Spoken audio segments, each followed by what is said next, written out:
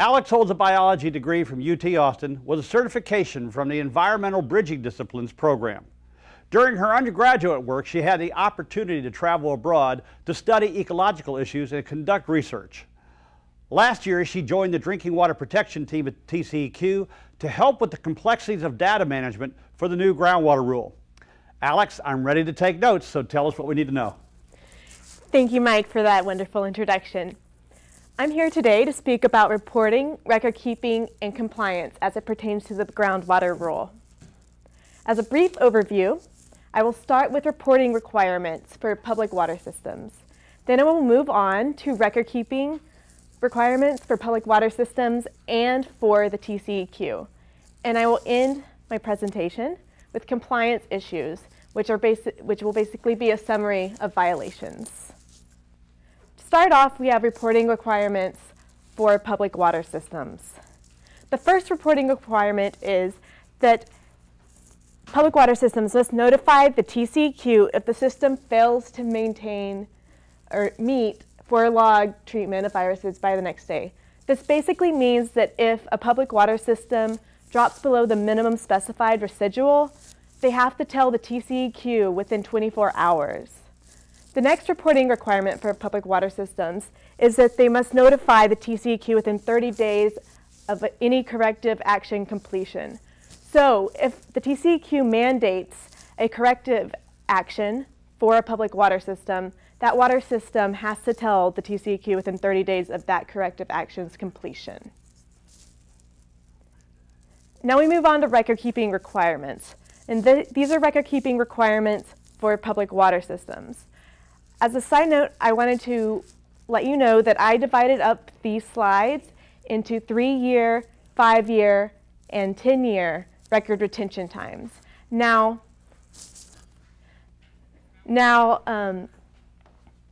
these retention times are subject to change upon adoption of the primacy package, but we will let you know if the retention times change. As a rule of thumb, it is a good idea to keep your records for 10 years.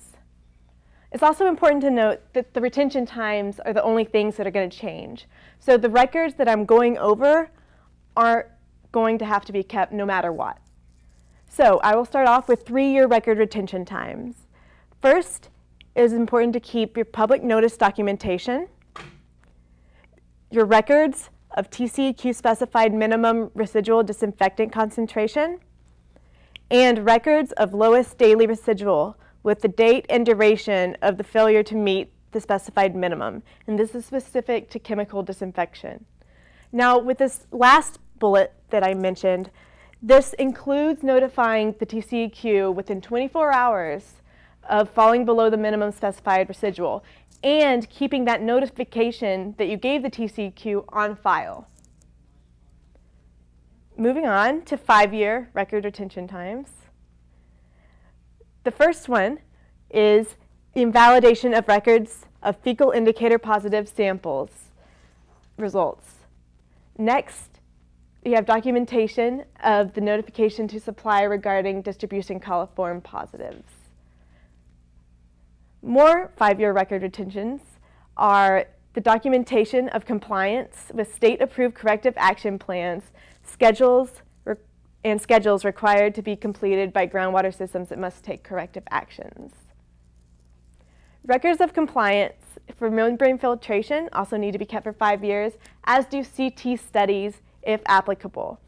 Now, you know if you're applicable to keep a CT study if the public water system opts to keep a 4-log CT study themselves, or if the TCEQ mandates that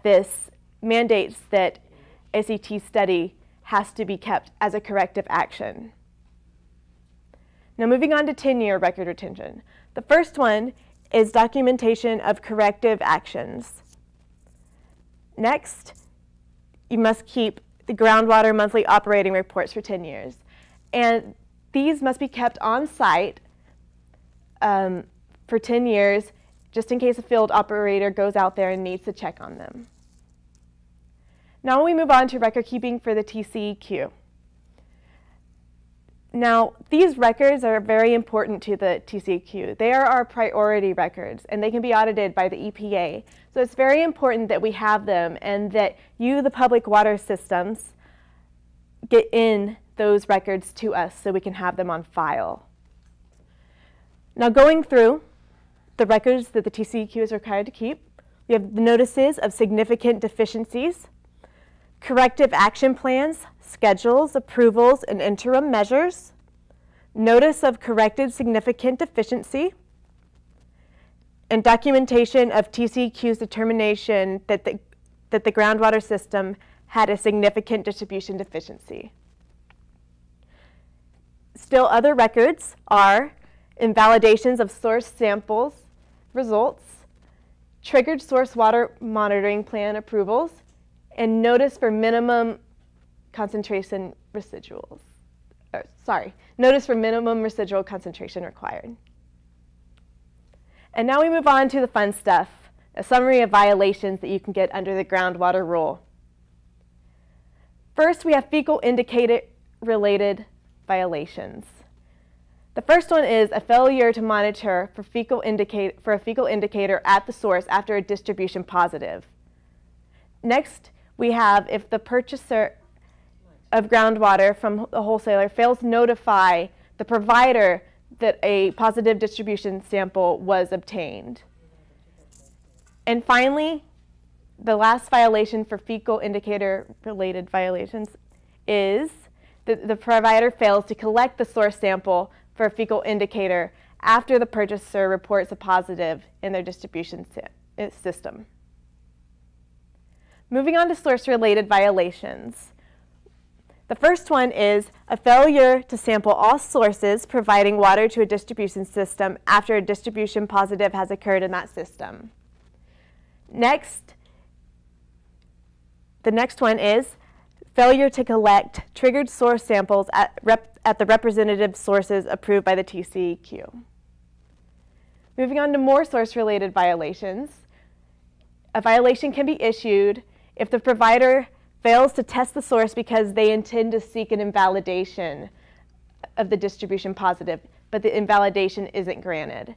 And similarly, the next violation can be received if the provider fails to test the source because they intend to claim a distribution deficiency for the distribution positive, but that deficiency is rejected. So the take-home message for these two is always test your source after a distribution positive, just so if your invalidation isn't granted or your deficiency is rejected, you're safe.